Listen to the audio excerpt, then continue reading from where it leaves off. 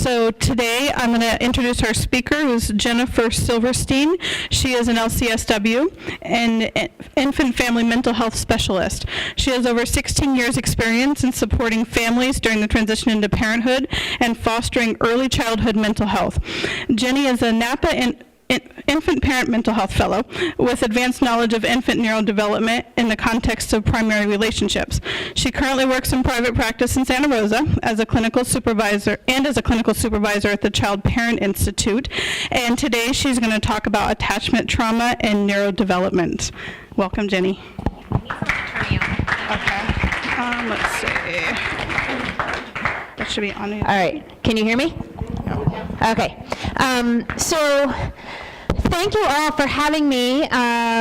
Just to complete the introduction of myself, I want to apologize that my very first ever RECAMFT meeting is when I'm speaking. At CPI, we have our supervisors group meeting from 10 to 12 on Fridays. So I have yet to make it here, but one day after this, I will be able to come back. Also, one of the things I'm going to talk about briefly in terms of neurodevelopment is what happens when we are hyper-aroused and how that shuts down our higher thinking brains. And so for me in this moment preparing to speak, it means I remember almost nothing that any of you guys said, so I apologize for that ahead of time. But if you said that you work with couples, would you mind slipping your card up this way? Because I'm always looking for referrals for my individual clients and my parents who need couples counseling, so I would appreciate that. So just a little bit more about myself. My background is in actually midwifery. I was trained as a home birth midwife for a number of years before I went on to get licensed as a clinical social worker. So that's how I got involved in working with parents and babies. And then I have specialized for a long time in working with perinatal mood disorders and supporting mothers through pregnancy and postpartum, and really long to get back to working with the mother and baby as a unit the way that I did when I was a midwife. And so a couple of years ago, I was lucky to get into the NAPA Infant Parent Mental Health Fellowship, which is a wonderful way to learn about early childhood mental health. Some of the key luminary people in the field come and lecture at NAPA every year. People like Dan Siegel, Bruce Perry, some other names you guys might have heard, Stephen Porges. So really up-to-date information on neural development. And so I walked away from that ready to really grow a private practice that focuses on working with the parent and baby unit. 0 to 3 is my expertise, though I do see people of all ages. And I also work at the Child Parent Institute. I run their early childhood consultation group, and I supervise interns. And I'm working on growing their 0 to 3 practice as well. CPI, I take Medi-Cal, and I also take Blue Cross, and I'm working on other insurances in my private practice. CPI is one of the agencies that is contracted to take Medi-Cal through the county, and one of the only 2 agencies in the county that is contracted from 0 to 18. The county itself doesn't really see kids under 5, so I would expect us to be getting a lot of 0 to 5-year-olds, and the truth is we hardly get any under 3. And so I've been on a one-woman mission for the last couple of years to build recognition in the community about infant mental health. I do have some really great cohorts in public health and in First 5 who we have kind of a unofficial collective working to get this message out. But my reason for wanting to talk to you guys was twofold. One, to give you some ideas on how to support parents of young children, even if you are only seeing the adult or the couple, to really keep the young child in mind when you are doing that work and support the parents in their parenting. And if you are interested in seeing young kids, I also have some tools to offer for that.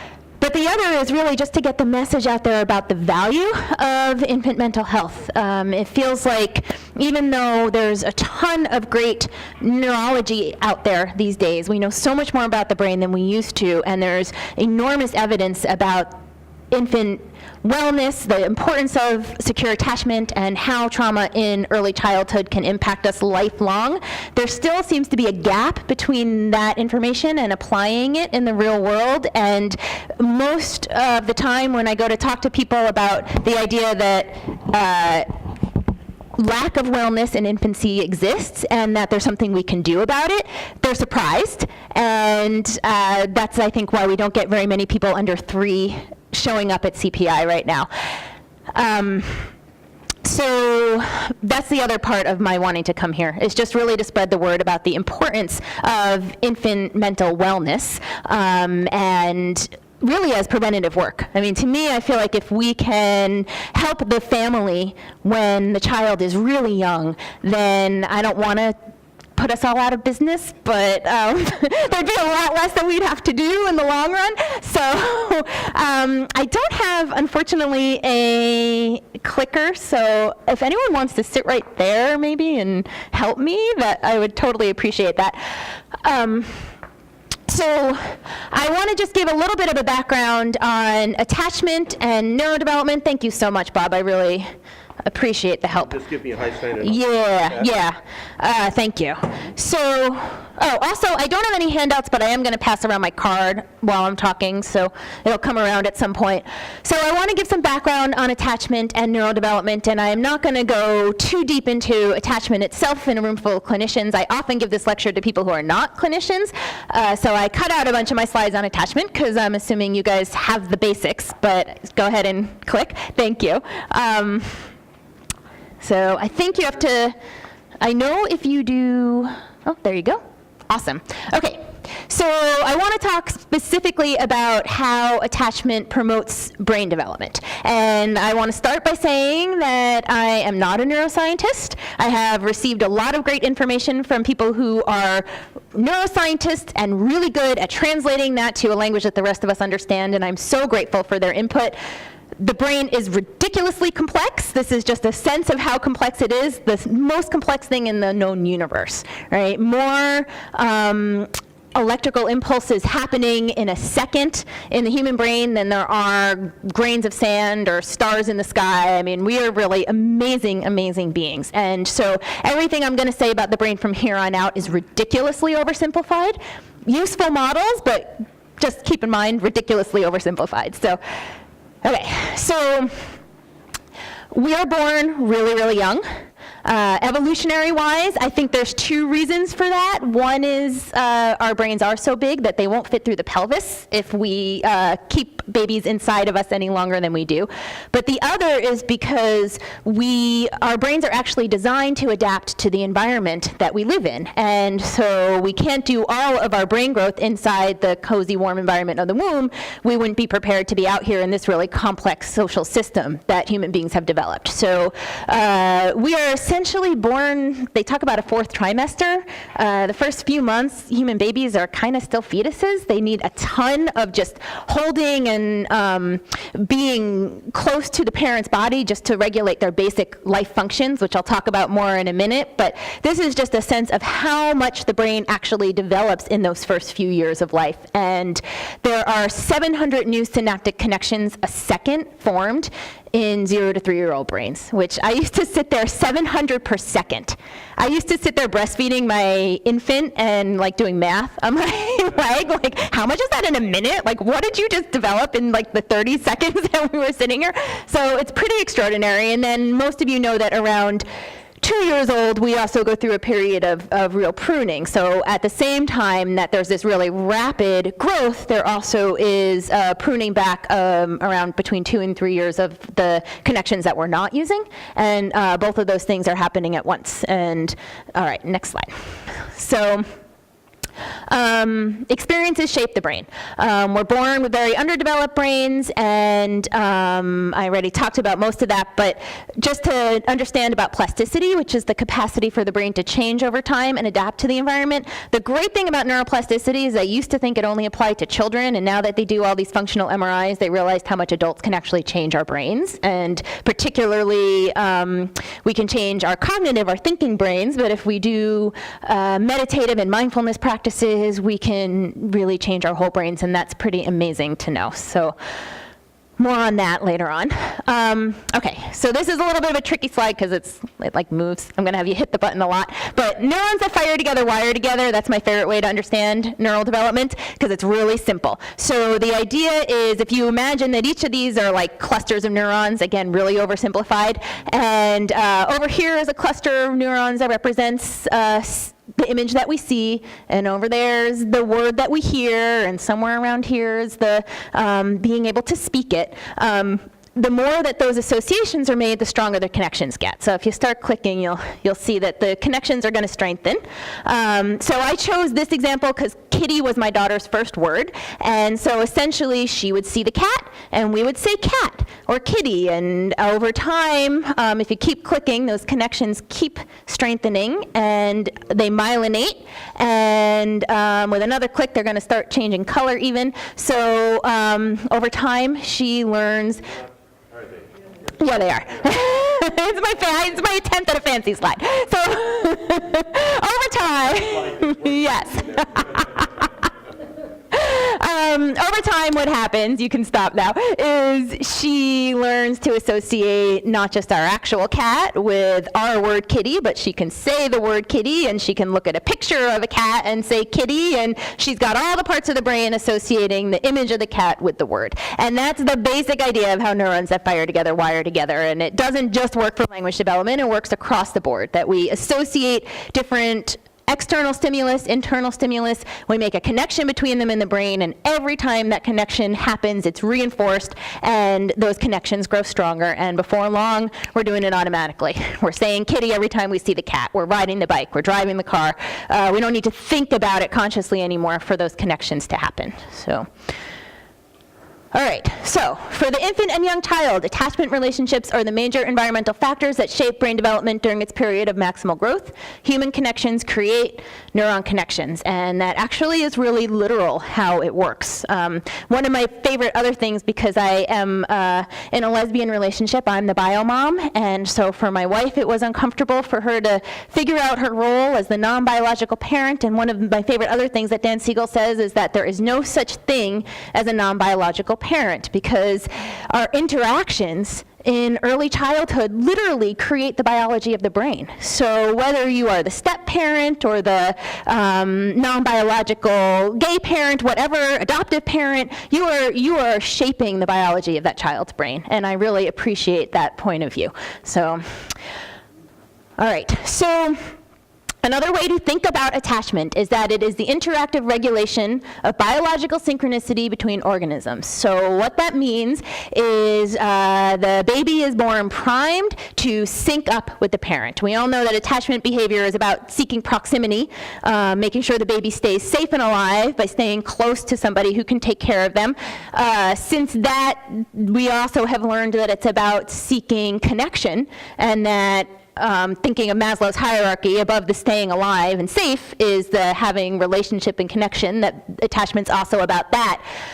And when we pull it off, what happens is that the parent regulates the baby's biology. And so there's this synchronistic lining up that happens where the baby actually ends up regulated by the parent's presence. And if they are stressed because of separation, what is stressing them is the loss of those external regulators, that the parent is not present to help their immature system to regulate, and they can't do it on their own.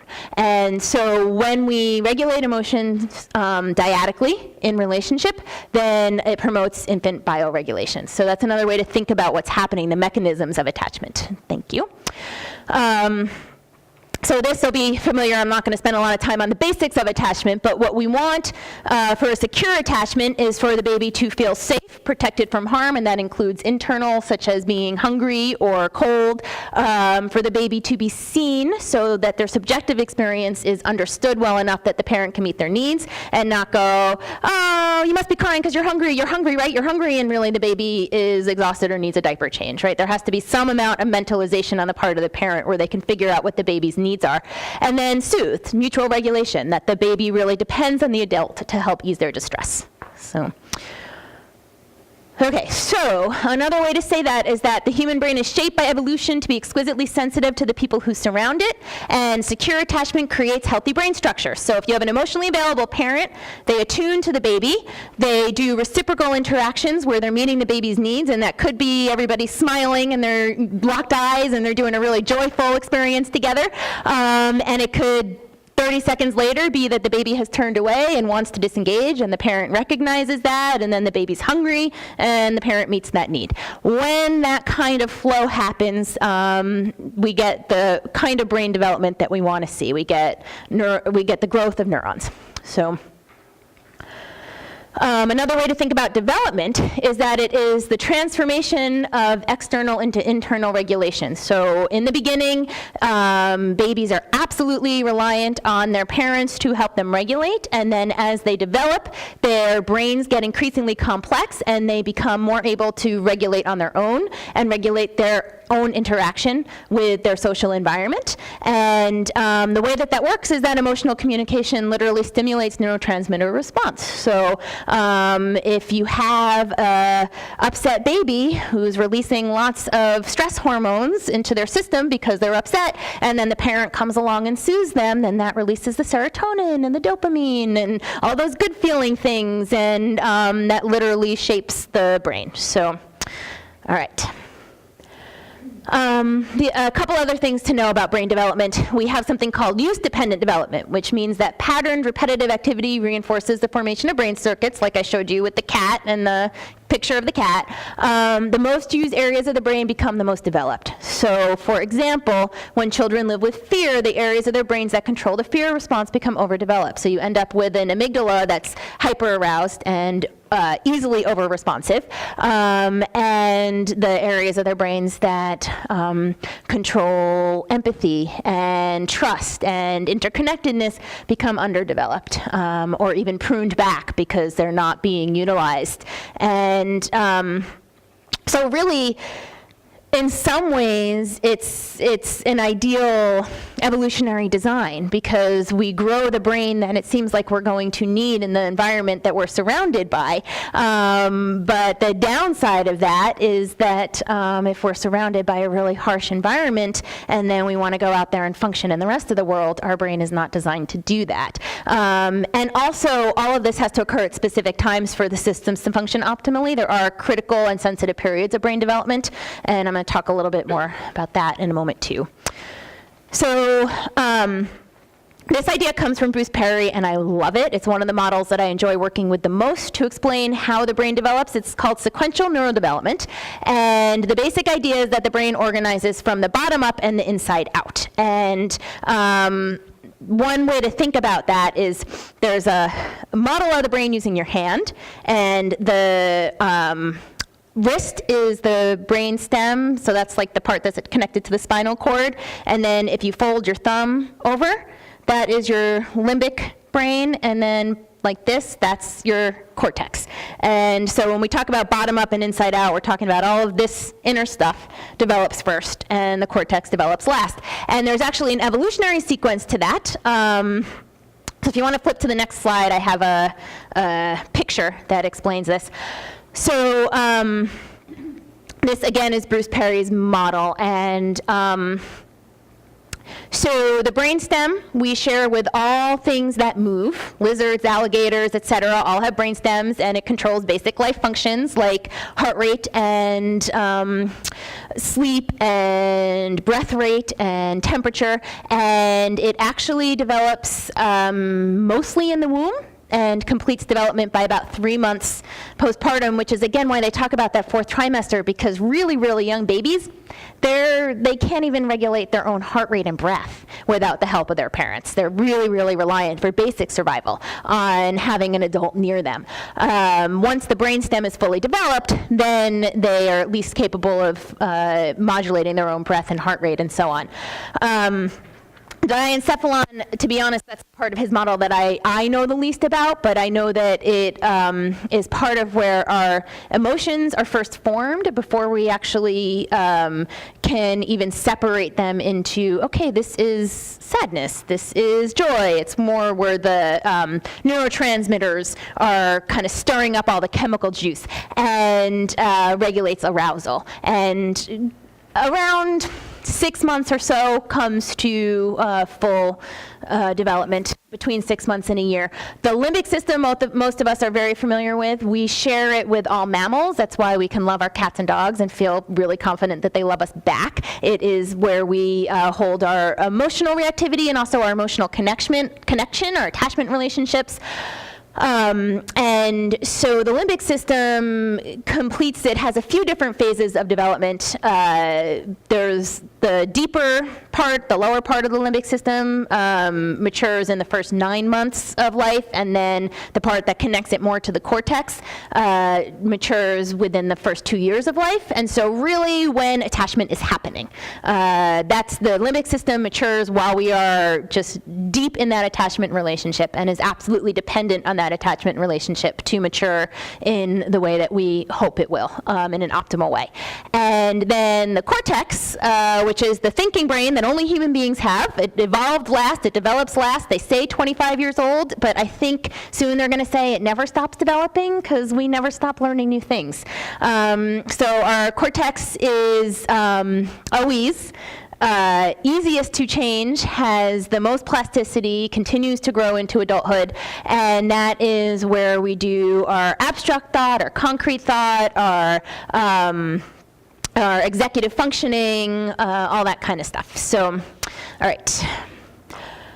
One more thing about that before I move away from that idea. So the reason I appreciate that model so much is because we need the lower parts of our brain to be well organized in order for the higher parts of our brain to develop optimally. So what happens is when there is disruption in brain development early on and that brainstem or that limbic system is not optimally developed and organized, it is going to stop us from being able to maximize the use of our cortex. So we might have the genetic potential to be a complete genius, but you can't access that if your lower brain is disorganized. And so just really highlights the importance of those early experiences. So another concept I'd just like people to know about is the idea of integration, which is the linkage of differentiated parts in which both the differences and the connection are honored. So essentially, it's a systems theory idea in which the whole is greater than the sum of its parts. It's a natural push of mental life to create well-being, and there's two ways to think about integration. One is the interpersonal, so it's the creation of that we in any relationship, where ideally we are not overly enmeshed. We get to have our differences, but we're not overly distanced. We get to be connected also. When we can form that in a relationship, it's called integration. And next slide, it also pertains to the brain. So neurologically, we are integrated when we can link the different parts of our brain successfully. So emotional processing, cognitive processing, sensory, physiological regulation. Axons are the long synaptic fibers that connect neurons across different parts of the brain. And then there also are regions of the brain that are really specific for integration, such as the hippocampus, which is involved in memory formation and retrieval, and the prefrontal cortex, in particular the orbital frontal cortex, which connects the limbic and the thinking brain and has a lot to do with emotional regulation.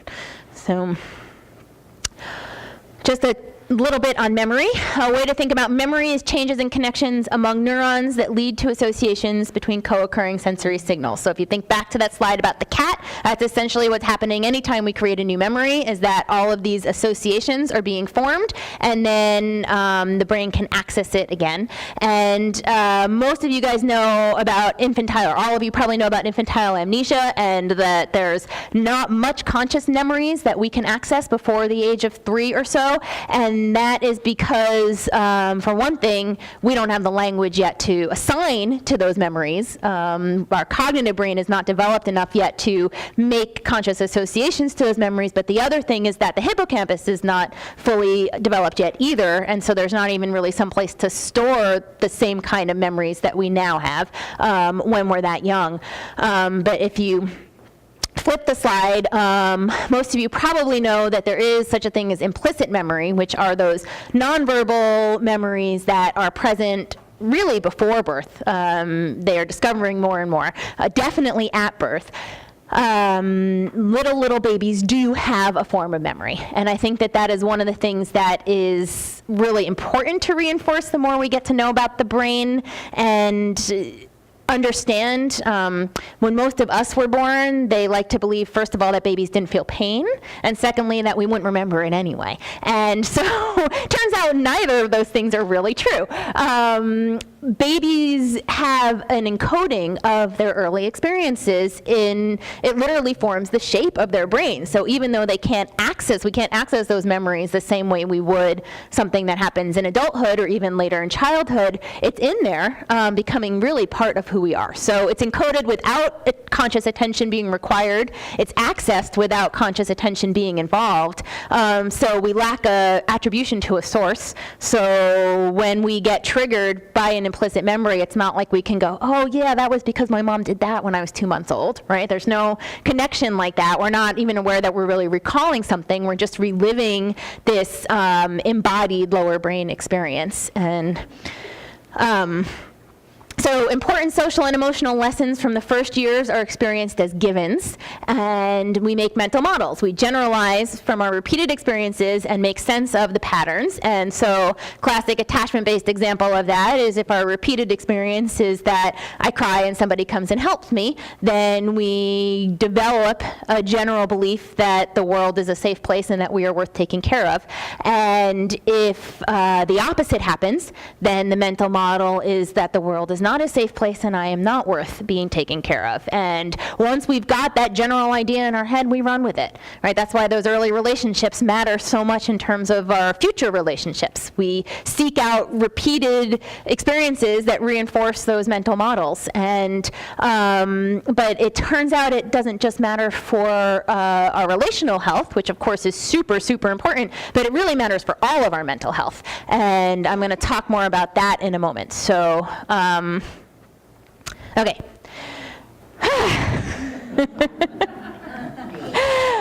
It's a ton of information.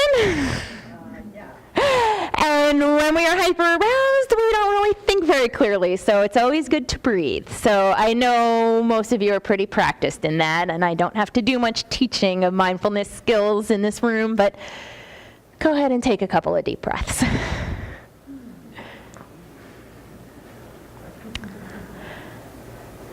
All right. Thank you. So I want to talk a little bit about what happens when that process is interrupted by relational trauma. So we can go ahead with the next slide. So not going to spend a lot of time on secure attachment. Most of you guys are pretty familiar with that. If we have good enough parenting, then we end up with a secure attachment. They've done great studies of frame-by-frame microanalyses of infant-parent interactions and discovered if you break it down to second by second, the securely attached family unit is really only fully attuned about 30% of the time, which I love because I'm a perfectionist, and so I would sit there with my baby going, okay, 30%, you can do 30%, you know? It's like nowhere near 100. So most of the time when we are interacting, we are experiencing what they call micro ruptures with really rapid repairs. So in a parent-baby dyad, that would be like they're having this really great laughing together joyful experience, and then the parent puts their face a little too close, and the baby kind of turns away, and then the parent realizes without even consciously realizing, like, oh, okay, back off a little bit, and then they've repaired and they keep going.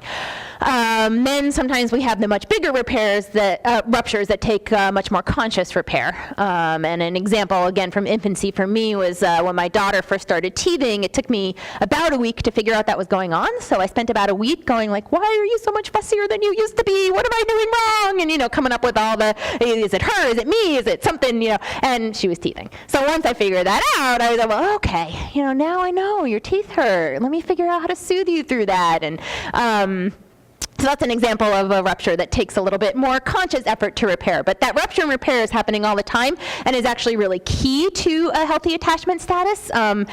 If we didn't have any opportunity for repair, we wouldn't know, first of all, that we are capable of taking care of ourselves when relationships are not at their best, and secondly, that repair is possible. And so we need that back and forth, and it creates neurological integration and also creates flexibility.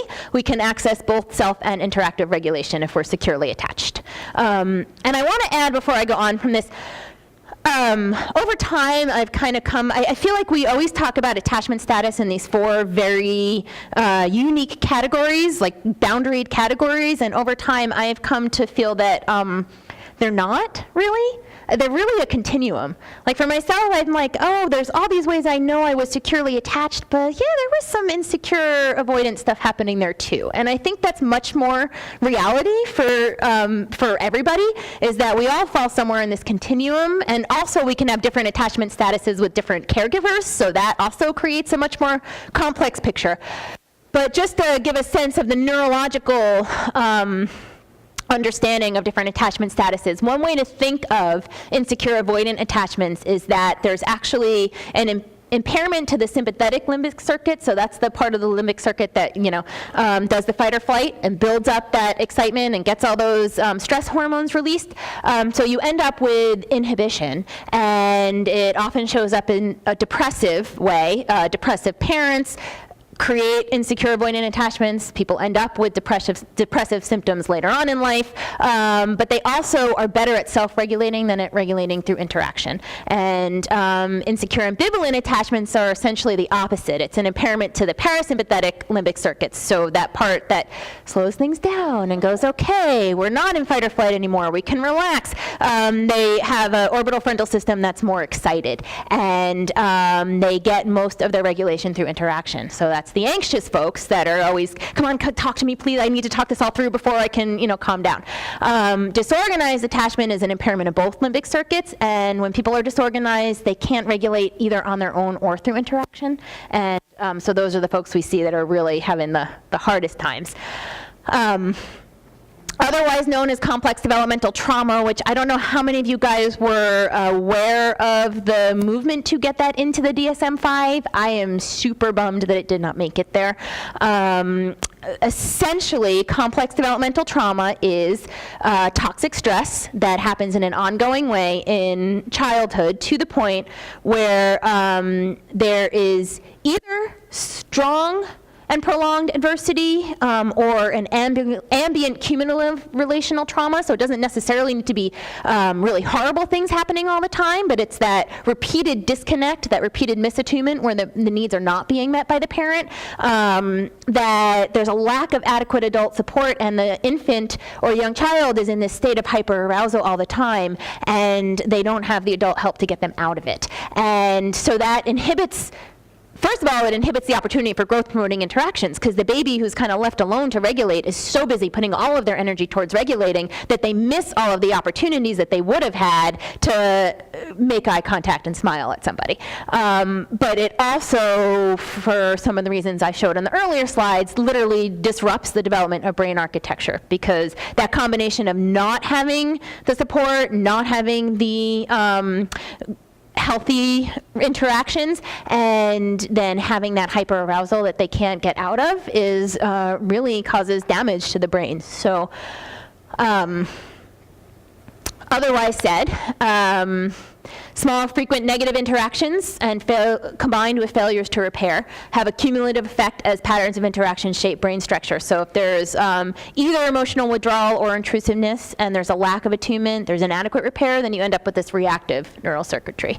So So just to give a sense of what a big deal this really is, this is a slide of the rates of child maltreatment by age. This is nationwide, and you can see that overwhelmingly the substantiated CPS reports in 2014 in the nation were for children under 3 years old.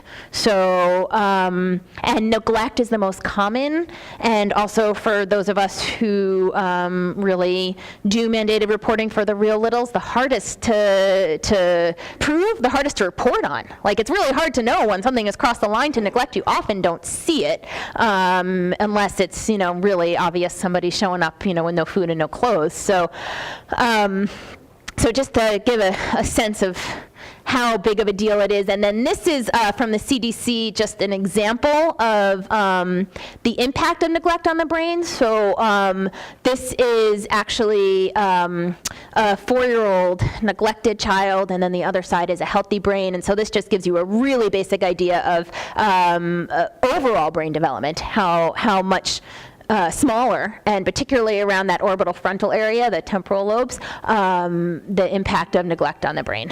So. Is that a picture of activity in the brain? No, that is not, it's not a functional MRI, it's a regular MRI, so it's a freeze state moment. It's not while action is happening, it's the blood vessels. That's my understanding anyway. Yeah. Areas are actually not even Just less blood flowing to them. Yeah. Oh, sorry. Okay, so just really general, how toxic stress or complex developmental trauma can affect the brain. Less overall brain volume. A lot of parts of the brain are smaller, such as the hippocampus, which again is about learning and memory. The left hemisphere, on the other hand, the limbic system and the amygdala get irritable and overactive. So you can flip that one. Other parts of the brain that are underdeveloped, the corpus callosum is between the left and right hemisphere, so it has a lot to do with integration and also ends up underdeveloped. The cerebellum, which is about executive functioning and motor response, and then that prefrontal cortex, which is so important in regulation. All right. Another idea I just want you guys to be aware of, and this also comes from Bruce Perry, is about stress response. So just the basic, we all know about tolerance mostly from substance use. The same thing applies to stress. So what we want is to promote tolerance to stress by having manageable pattern stressors that teach our bodies and our brains how to regulate when stress is happening. So the typical engagement and disengagement and rupture and repair that happens in any parent-child relationship creates that. And the healthy stress response system is built by those repeated mild to moderate stimulus, and we have a lower reaction threshold, and we're more adaptable to stressors, and it takes us less time to get back down to baseline after we've been stressed. Sensitization is when we have severe or unpredictable stimulus. The stress response system doesn't have a chance to develop into that healthy pattern, and instead there's a higher baseline and much more intense reaction. So people are easily emotionally dysregulated, and they have a chronic hypervigilance, and when they're exposed to minor stressors, the stress response system both overreacts and takes a lot longer to get back to baseline. And I've got a couple of graphs that really demonstrate that. So if we are what they call neurotypically developed, which means we have mostly secure attachments and don't have any other form of brain injury, then we generally will wake up somewhere in the calm. Our baseline is calm. And as we go through our day, we generally go into alert periods. And then if something stressful happens, we might enter alarm or even fear. But let's say that you're driving here and the car in front of you stops and you have to stop really fast. You enter that alarm state, and if you really almost hit that other car, maybe even fear state, but you pretty quickly get back down to alert and go back to listening to NPR or whatever, and then take a few deep breaths before you walk in and you're calm again. When people are sensitized to stress, they wake up in an alarm state. And so the minute they're up, they're looking hypervigilant, what's going to happen next. And if they end up almost hitting the car in front of them, they're in fear, and they haven't calmed down by the time they walk in the door. And so this is another way to think about that, and I'm not going to go into all the details of this slide, but the important parts for me to remember is the more alarmed or stressed out we get, the less we can access the higher parts of our brain. So what this slide is really showing is, if you look across the mental state continuum, by the time we're alarmed, we're really only accessing the parts of our brains that are fully developed when we're in latency, so more of the limbic system and the midbrain. When we are frightened or triggered, which also can show up as anger and all those other emotional reactions, we're essentially acting like toddlers. We're literally only able to access the part of our brain that is mature in toddlerhood. And that's really valuable for me to remember when I get triggered and snap and yell at my wife. It's like, oh, okay, I can't believe I did that again. Oh, well, right. That's what toddlers do. Doesn't really make it better, but at least I understand. And I really like to keep that in mind working really with clients of any age, particularly with children, because a lot of times what happens with traumatized children is that, they walk into school or their adoptive home or your office in their 10-year-old body, and everyone expects them to act like a 10-year-old, and really they woke up in a state of high arousal, they were easily triggered into even higher arousal, and now they're really only toddlers. And the more that we can consider them and help parents and teachers, et cetera, to consider that, wow, when that kid is behaving like that, they're kind of in their toddler brain. How do you respond to a toddler? Then it can really help to have appropriate interventions for them. So one other concept to let you guys know about, Ghost in the Nursery, which was developed by Selma Freiberg, who came up with child-parent psychotherapy.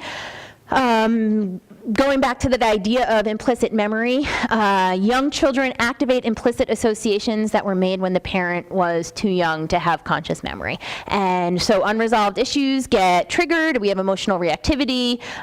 So parents who have every intention of parenting well, and even those of us who succeed at doing good enough parenting, this happens. The kid does something, and there you are in these distorted thoughts and impulsive behavior, and you're either acting like your parent or you're overcompensating, trying to be opposite of them.